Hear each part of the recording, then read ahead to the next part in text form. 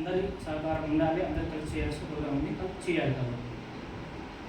అయితే మనకు ఈ 5 రోజుల ప్రోగ్రాంలో ఏమేమి ఉన్నాయంటే, మనకు 5వ రోజు స్వచ్ఛదనం అని చెప్పేసి ప్రోగ్రామ్ ఉంది. దీనిలో భాగంగా మనకు ఫస్ట్ రోజు మీటింగ్ ఏర్పాటు చేసుకోవాలి. మీటింగ్ ఏర్పాటు చేసుకొని ఇందులో ఈ వారం రోజు మనం 5 రోజులు ఏం చేస్తున్నాం మాట్లాడుకొని తర్వాత మనకు ర్యాలీ నిర్వహించాలి. ఇక్కడ నుంచి మన ఆఫీస్ దగ్గర నుంచి స్కూల్ వరకు ర్యాలీ నిర్వహించి ఆ స్కూల్ దగ్గర శ్రమదానం చేయాలి అందరం కలిసి.